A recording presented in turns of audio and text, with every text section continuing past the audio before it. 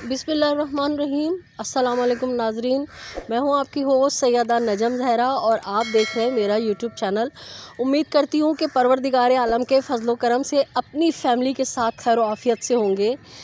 नाजरीन, जैसे कि आपको हम कई बार बता चुके हैं कि इस चैनल का बनाने का मकसद हमारा सिर्फ़ ये है कि हम अगर किसी मज़लूम के साथ इंसाफ नहीं कर सकते तो कम से कम उसके साथ खड़े होके उसकी आवाज़ बन सकते हैं, सदाए एहतजाज बुलंद कर सकते हैं उसके ऊपर होने वाले मज़ालिम के ख़िलाफ़। तो आपने हमारा लाइव परसों रात का देखा होगा कि हम हैदराबाद गए थे, तो हमने आपसे कहा था कि हम हैदराबाद क्यों जा रहे हैं, ये डिटेल हम आपको वहाँ से वापस आके बताएंगे। तो नाज़रीन, कुछ इस तरह का सीन है कि जो मेरे बहन भाई मेरे साथ इस चैनल पे जुड़े हैं वो जानते हैं कि हम जब लाइव सेशन करते हैं तो पूरी दुनिया से लोग हमारे साथ जुड़ जाते हैं और अपने अपने इज़हार ख़याल करते हैं, अपने मसाइल भी बयान करते हैं, जहाँ ना सिर्फ मज़लूम के लिए वो आवाज़ उठाते हैं।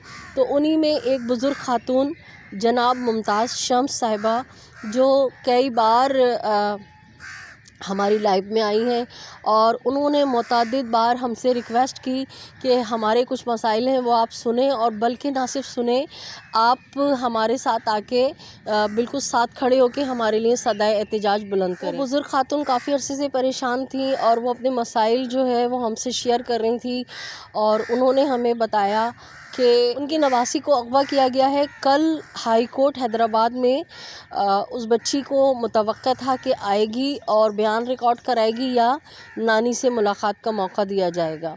तो हमको उन्होंने रिक्वेस्ट करके बुलाया था और हम जो है उनकी मदद करने की ख़ातिर, उनकी आवाज़ बुलंद करने की ख़ातिर हम हैदराबाद चले गए थे। तो कुछ उन्होंने जो हमें रुदात सुनाई वो हम उनकी ज़बानी भी अगला व्लॉग बना के आपको सुनाएंगे, लेकिन जो उन्होंने हमें अपनी ज़बानी बताया उसको मैं मुख्तसरन आपके सामने पेश कर रही हूँ। मोहतरमा मुमताज़ शम्स साहिबा जो हैं वो हैदराबाद में गवर्नमेंट कॉलेज ऑफ हैदराबाद की प्रिंसिपल रिटायर हुई हैं और 20 ग्रेड की वो ऑफ़िसर थी और इंतहाई महज़्ज़ब और अच्छी मुझे वो ख़ातून, ना सिर्फ पहले मैं बात करती थी फ़ोन पे जब भी लगती थी, लेकिन मुझे उनसे मिलके बहुत ज़्यादा खुशी हुई। बहुत अच्छी ख़ातून है और उनके साथ जो सानेहा हुआ उसको आप बैड लक कह लीजिए या अल्लाह ताला की तरफ से अपने मोमिन बंदों का इम्तिहान कह लीजिए। जो मुझे उन्होंने अपनी स्टोरी सुनाई कि वो बे औलाद थी, फिर उन्होंने किसी की बच्ची लेके जो है पाली और उस बच्ची को पाला उन्होंने, और उस बच्ची की कहीं शादी हुई तो वो वहाँ पे जो है वो शौहर नशा वशा करता था, कमाता नहीं था।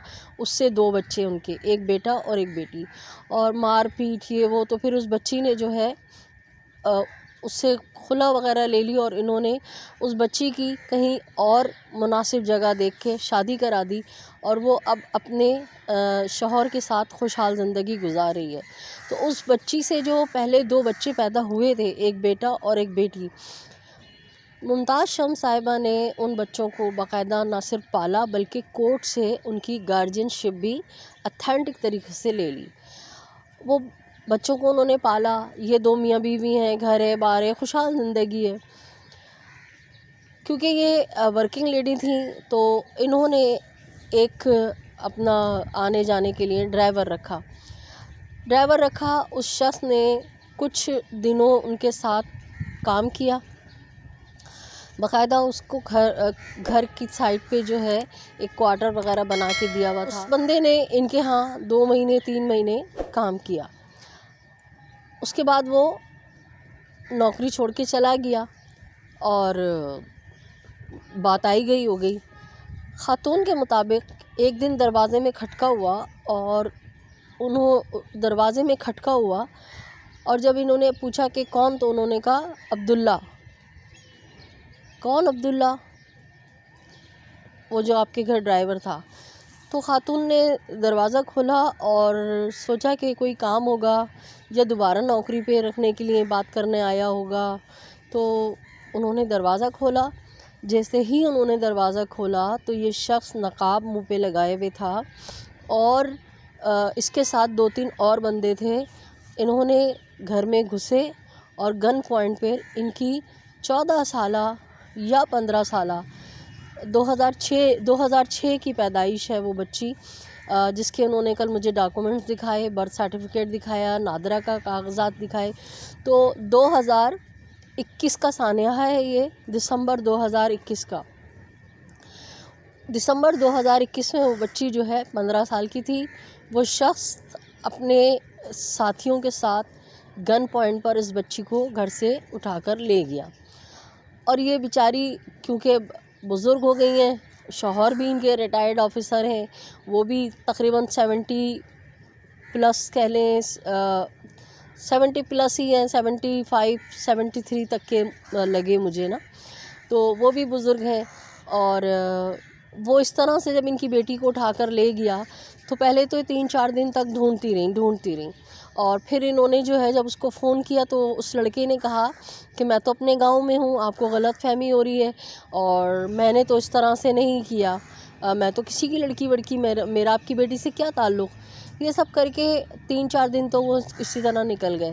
پھر آپ کو پتہ ہے ہمارا پولیس ڈپارٹمنٹ کے بے شرمی بے غیرتی ہے ان کے اندر، کہ وہ مظلوم کی مدد کرنے کے بجائے ان کو لگتا ہے کہ کوئی مر رہا ہے تو چلو ہم اپنے، کہتے ہیں نا کسی کی گھر میں آگ لگی تو لوگ ہاتھ تاپنا شروع ہو جاتے ہیں۔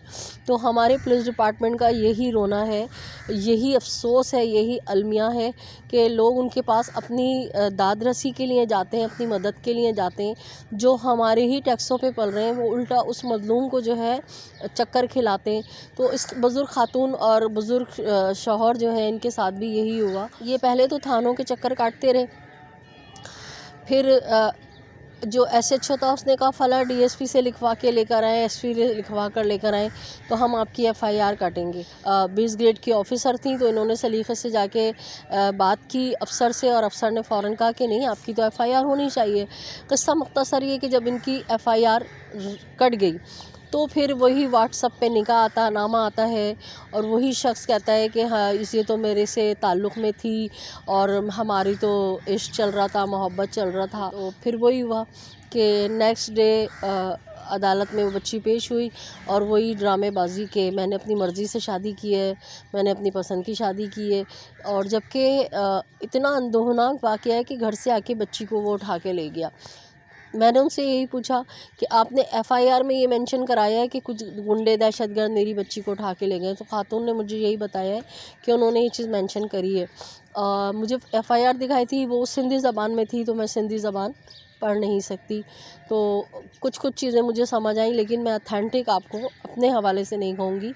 میں نے ان سے کہا ہے کہ آپ اس کا ترجمہ کرا کے تو مجھے ایف آئی آر کی کاپی سینڈ کیجیے گا، تاکہ میں کمیونٹی پہ بھی لگاؤں اور کسی ولاگ میں آپ سے اس ایف آئی آر کے حوالے سے ہی بات کروں۔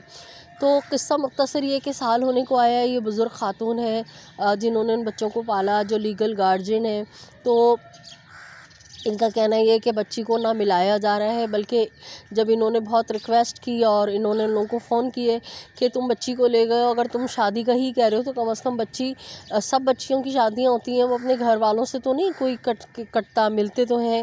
تو ایک دن بہت انہوں نے جو ہے ریکویسٹ کرنے پہ بچی کو بھیجا، اور بچی کی بہت حالت غیر تھی۔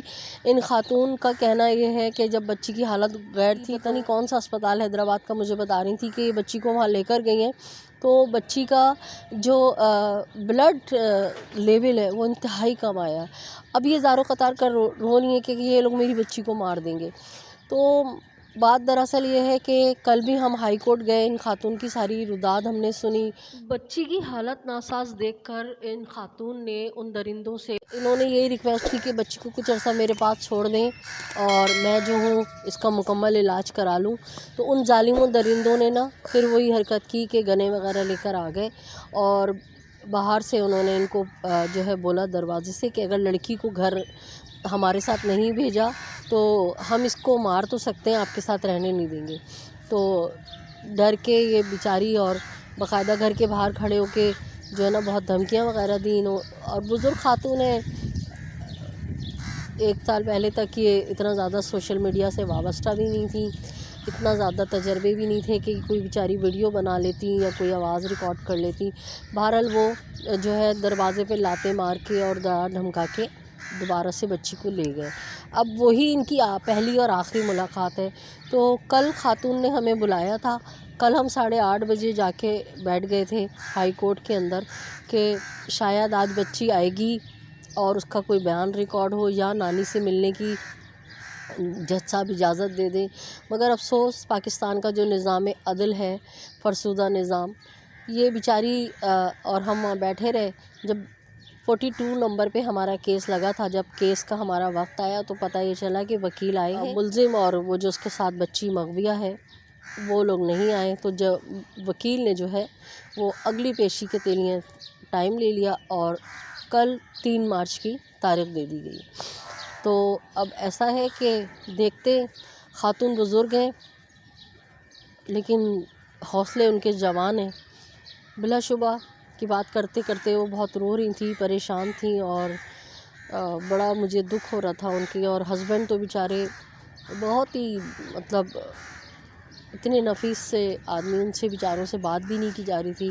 ان کو شیورنگ کی جو ایک ہوتا ہے نا ہاتھ ہلنے والی بیماری، وہ بھی تھی. تو ان سے میرے ساتھ بیٹھا بھی نہیں جا رہا تھا. کچھ باتیں انہوں نے بھی میرے ساتھ شیئر کی.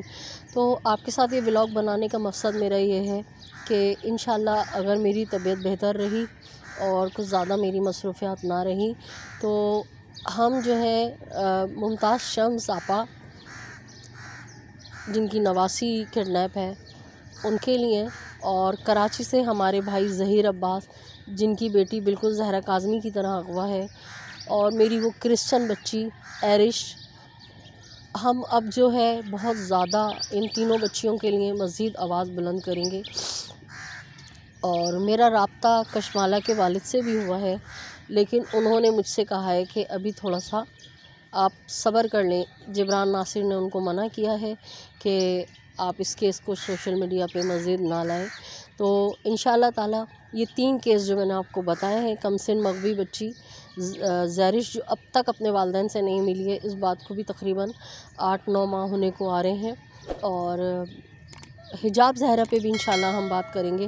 ہم جو ہے ان 4 بچیوں کے لیے کوشش کروں گی میں کہ ہم اتنی صدائے احتجاج بلند کریں کہ ادارے تھوڑے سے حرکت میں آئیں. لوگ جو تھوڑے بہت غیرت مند ہیں ان کو کچھ غیرت دلائی جائے کہ یہ کیا ہو رہا ہے آپ کے ملک کے اندر. آپ کی بچیوں کو اٹھا کے بازاروں میں فروخت کیا جا رہا ہے شادی کے نام پہ. شادی جیسے مقدس فریضے کو بدنام کیا جا رہا ہے. نکاح کے مقدس رشتے کو جو ہے توہین بنایا جا رہا ہے کہ نکاح کر کے اس کے بعد جو ہے 2 مہینے 3 مہینے آپ نے بچی کو استعمال کیا، پھر اس کو آگے بازار میں بیچ دیا. تو جب کراچی میں زہرا کاظمی کا ایک دن کیس پہ سماعت تھی میڈیکل کے MLO کے حوالے سے یا کسی اس کے حوالے تھے، ملزم ظہیر کے جو وکیل تھے وہ ملزم کے حق میں دلائل دے رہے تھے کہ یہ شوہر ہے، یہ ہے، وہ ہے. تو اس وقت صلاح الدین پنور صاحب نے کہا تھا کہ ماں باپ اگر اس طرح کی شادیوں سے پریشان ہیں اور اس کو پسند نہیں کرتے کہ جو بچیوں کو ورغلا کے بہلا کے پھسلا کے لے جایا جاتا ہے، تو وہ بالکل صحیح ہیں اپنی جگہ، کیونکہ 99% جو ہیں یہ شادیاں ناکام ہوتی ہیں اور اس کے پھر خطرناک نتائج آتے ہیں اور معاشرے پہ برے اثرات پڑے. لیکن مجھے حیرت ہوتی ہے کہ ہمارے محترم جج صاحبان جو ہیں سارا کچھ جانتے ہیں، لیکن پھر جب بچی سامنے آتی ہے وہ خود بچی کو دیکھ بھی رہے ہوتے ہیں کہ بچی دیکھنے سے ہی 14 سال کی 15 سال کی لگ رہی ہے، اور اس کو پھر جو ہے وہ غیر نامحرم آدمی کے ساتھ جھوٹے نکاح کے نام پہ جانے دیتے ہیں. اور ماں باپ جو ہیں جنہوں نے پیدا کیا ہے، پالا ہے، پوسا ہے، وہ جو ہے مجرموں کی طرح عدالتوں کے تھانوں کے چکر کاٹتے رہتے ہیں. نہ صرف ان کا قیمتی وقت، ان کے احساسات مجروح ہوتے ہیں، ان کا قیمتی وقت برباد ہوتا ہے، بلکہ پولیس والے ان کو نوچ کے کھا جاتے ہیں، لوٹ کے ان کو کھاتے ہیں. تو خدا را معزز عدالتیں، ہمارے معزز عدلیہ، یقیناً سوشل میڈیا اب اتنی پاورفل چیز ہے کہ جج صاحبان تک یہ سارے کیسز پہنچتے ہیں، کیونکہ اگر جج صاحبان ہمیں نہیں دیکھتے یوٹیوب پہ، جج صاحبان اگر ہمیں فیس بک پہ فالو نہیں کرتے، تو ان کی فیملی کے، ان کے گھر کے لوگ کہیں نہ کہیں وہ چیزیں دیکھتے ہیں اور ان کے سامنے سے گزرتی ہیں چیز کہ فلاں کے ساتھ ایسا ہو گیا ایسا ہو گیا۔ تو جب کھانے کی ٹیبل پہ بیٹھتے ہیں یا اپنی نجی محفلوں میں بیٹھتے ہیں پوری فیملی، تو یہ چیزیں ڈسکس ہوتی ہیں کہ یہ ہو رہا ہے معاشرے میں۔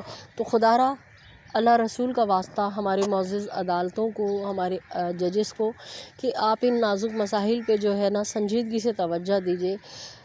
آپ کو اللہ تعالیٰ نے جو منصب عطا کیا ہے نا، وہ بہت عزت دار، بہت قیمتی منصب ہے، اور آپ یقین کیجئے کہ ایک غلط فیصلہ جو ہے وہ آپ کی آخرت تباہ کر سکتا ہے۔